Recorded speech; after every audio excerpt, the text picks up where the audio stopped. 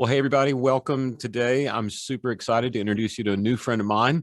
Matthew Potter and I met about a month ago at, I think, one of the first conferences that had been held in a long time. It was one of those ones, I think I was supposed to speak at it in 2020. And then I don't know, it's the same with you, Matthew, but we hit up a chance to visit with each other, and we're already scheduled to talk today.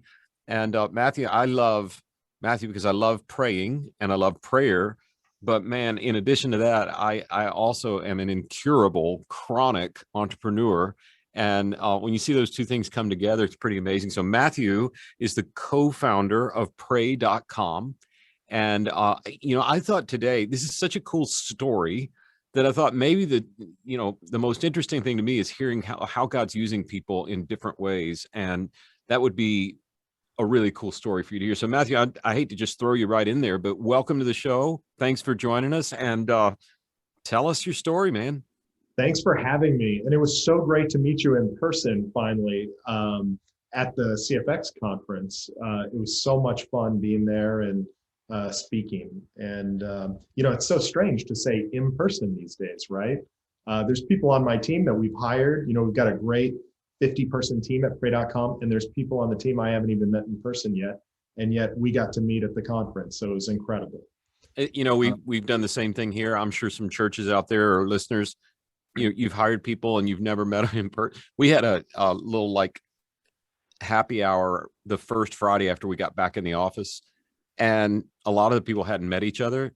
And honestly, man, we've been having to rebuild culture because of it. I mean, like, it was like the bad last half hour of a middle school dance where nobody knew how to ask the other one, okay, it's the last slow song, can we, like, everybody just stayed in the corner and sort of so we're all having to get to know each other. But sounds like a middle school dance. That's what I'm saying. Exactly.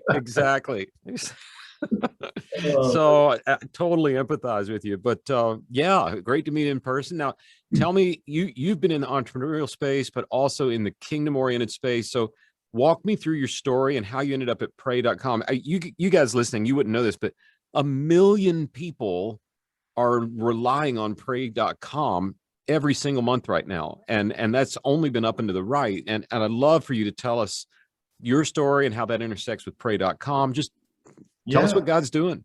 Would love to tell you my story. Actually, we have 2.5 million monthly active users right now on pray.com, over 10 million downloads, and we're gaining at around 800,000 new downloads every single month.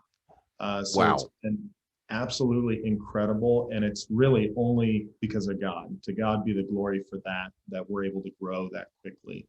I'll tell you my story. There was a scared, lonely, and hopeless 15-year-old girl in Vancouver, Washington, who walked into a local community church to talk to a pastor that she had never talked to before in her life about the biggest decision she was going to make in her life up to that point.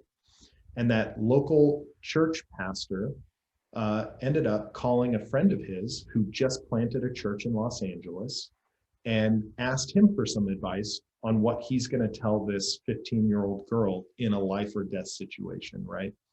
And so the pastor told him, he said, hey, I've got 2 members of my little 20-person congregation who've been trying to have children for 10 years and haven't been able to. Why don't you float the idea that that girl give her baby up for adoption?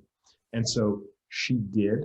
And I ended up getting adopted by my parents in Los Angeles through this pastor network, if you will, through phone calls, right? And my dad, because he got me from the church, ended up becoming the head elder of this 20-person church meeting in a high school gym. Well, wow. Fast forward, I grew up in church. My pastor's daughter, Kayla, is one of my best friends. We grew up together in church. And our church that started off as a little 20-person church plant ended up becoming a 15,000-person mega church in Los Angeles. And we're known as one of the most diverse churches in America. And it's probably just based on where we're geographically located. But the church has been thriving and been incredible. I ended up going to Boise State University. And my senior year, I had the bright idea to leave 1 credit hour short because I had started my first company and I wanted to be like Steve Jobs or Bill Gates. I saw them. I saw that they left Harvard early and had very big success with their companies. And I thought, I'm going to leave one credit hour short just so I have the story. So my parents absolutely love me for that. Hopefully they're listening. Hi, Mom. But yeah, so left one credit hour short. I had started my first company, and it's called Homestack. We built over 6,000 apps in the app stores for all of the major real estate companies in the United States. So we built apps for Sotheby's, Coldwell Banker, Century 21, Keller Williams, Pinnacle State Properties, Engel and Volkers, many, many, many more. And we built a white label real estate app solution to help them fight against Zillow, Trulia, and Redfin. So it allowed those companies to have their own app where people could search for homes. And the company was doing absolutely incredible. I started it with my co-founder, Will Graywall, my senior year of college. And we ended up building and bootstrapping, which means we put our own money into it on credit cards and went into debt to start a company, slept on friends' couches, and made it happen over 12 years. We were experiencing success by the world standards. The company was achieving excellence. We were doing very, very well. But every day I was coming to work just feeling empty inside. And, it was kind of a difficult time because the company is successful. Everyone is celebrating. Everyone is excited. Customers are happy. And I'm just not feeling right. And so what do tech entrepreneurs do that, are feeling empty inside? We go buy fancy Italian sports cars. So I did that. And you know what? I got a Maserati for a little bit. And you know what? It works for about 2 weeks and you realize that it's not really fulfilling. And so I ended up calling my pastor's daughter, Kayla, and said, how can I help and give back to the church? I grew up in church. It was a huge part of my life. I was very involved in my church. And then, starting a company and you're doing 100-hour weeks, everything that it takes to be successful. And you're just kind of going through the motions and going to church on Sunday. So I called Kayla. I said, hey, how can I help? How can I give back? And she gave me a few ideas. And I told her, you know what? Let me pray about it. One of the big ideas was our church was opening a new campus in Santa Monica, California. And I said, I'm a tech entrepreneur. I don't know a lot about opening new church campuses. So let me pray about this.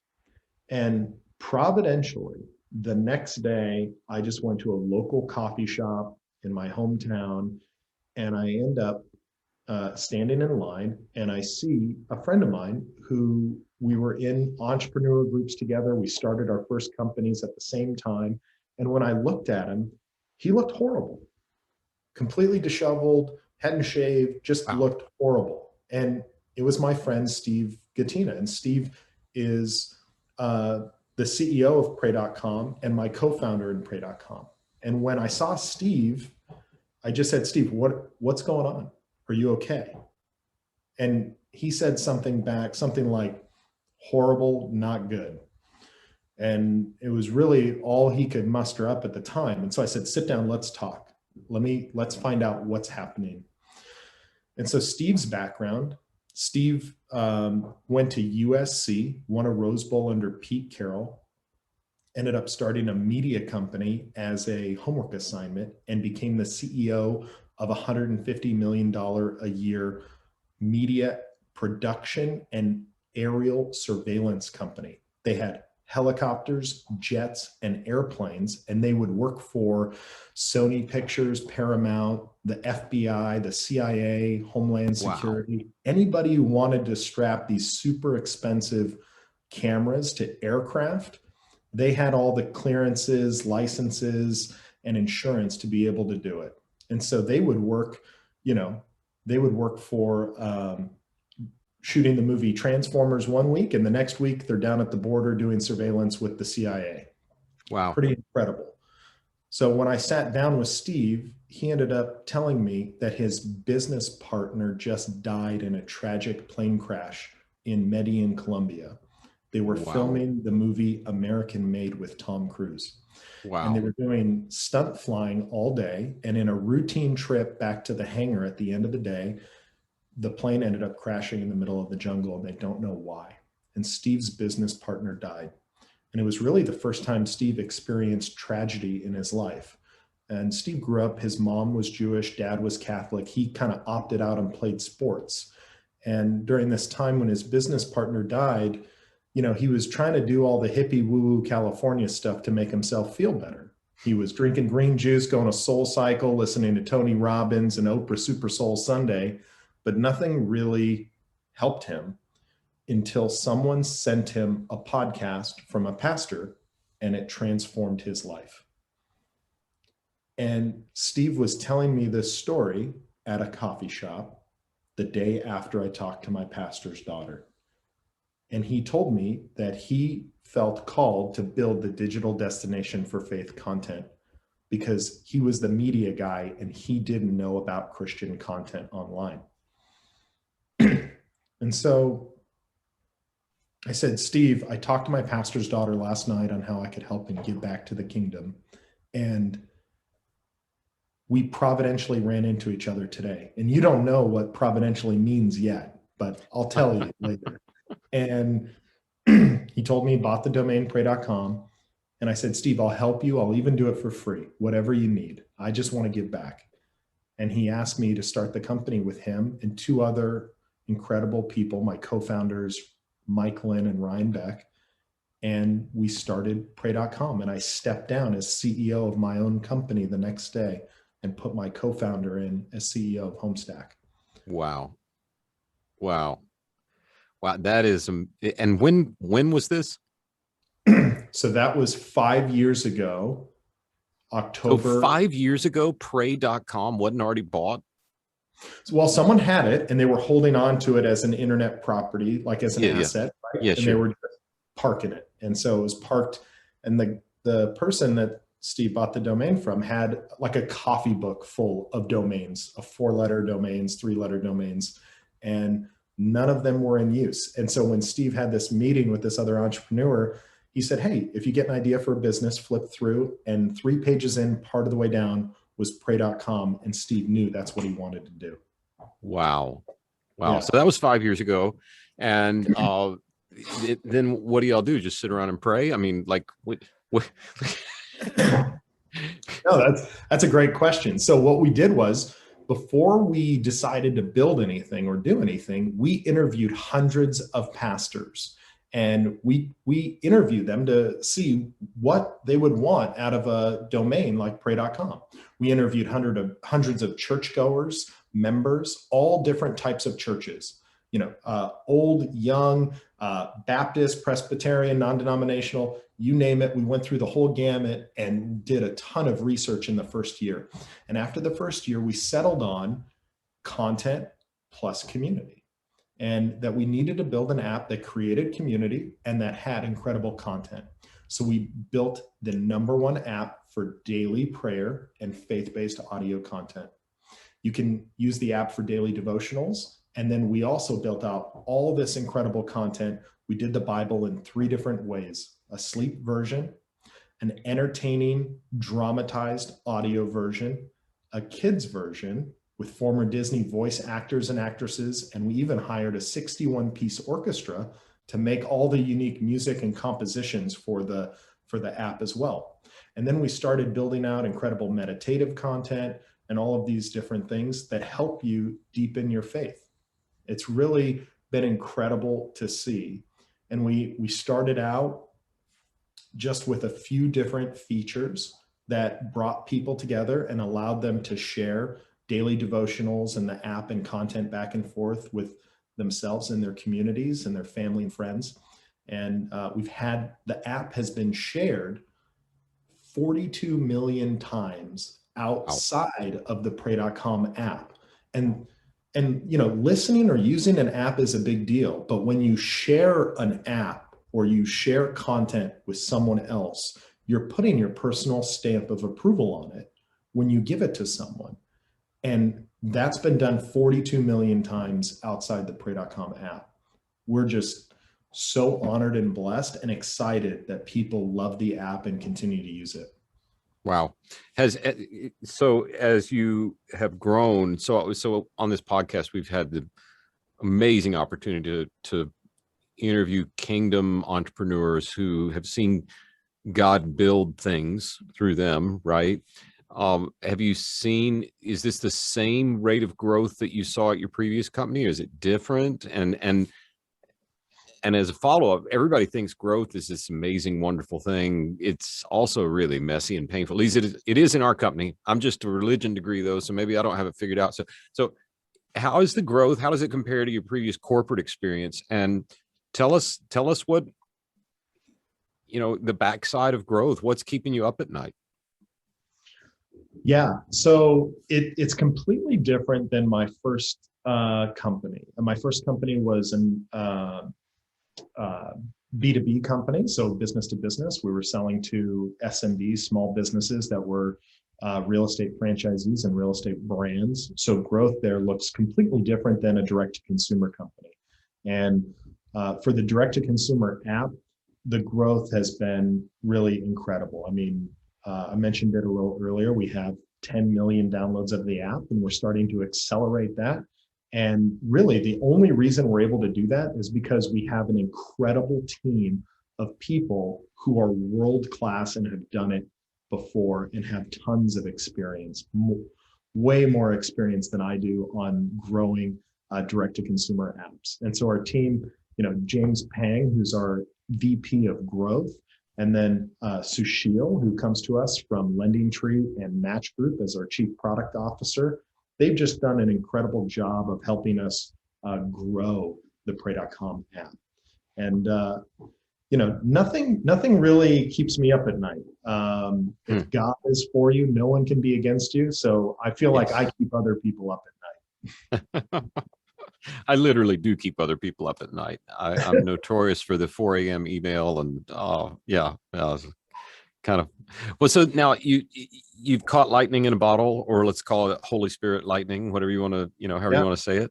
Where are you guys aimed going forward? Like where are you trying to steward the next few years, and what do you see in the future for Pray.com?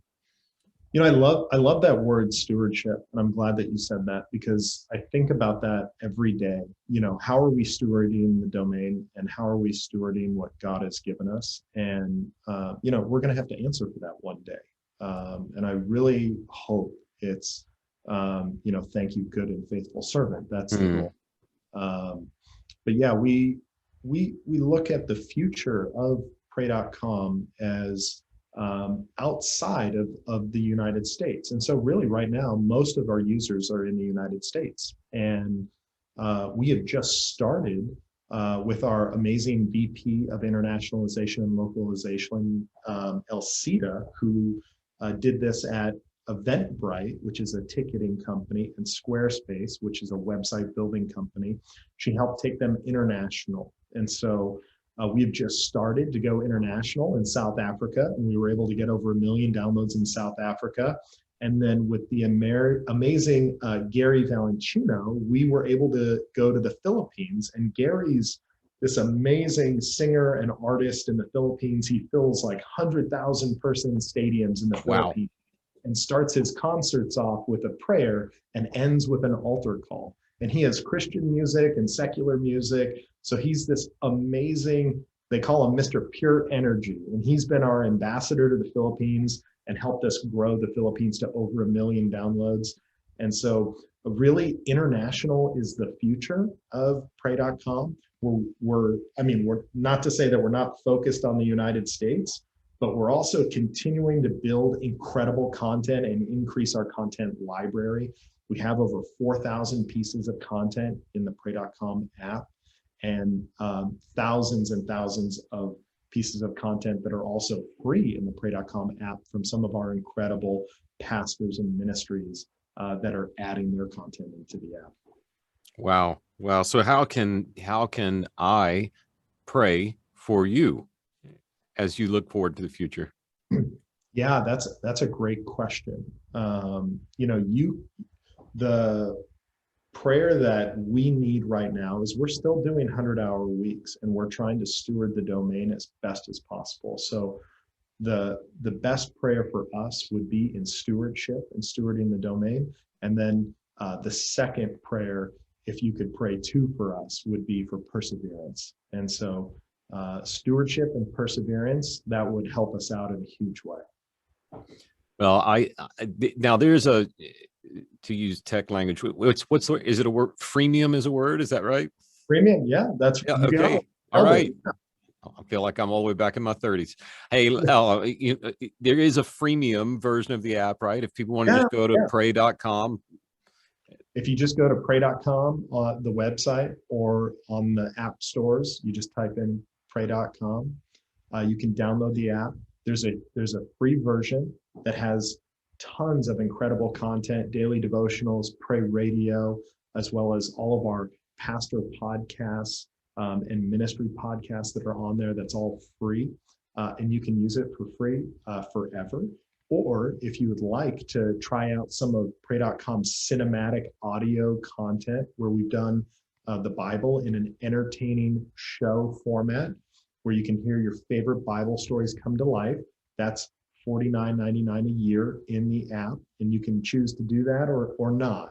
But we would be blessed if you would try it out and tell us if you like it. There's a free trial, so you can try it for 7 days for free, the paid version, and decide if you'd like to buy it or not.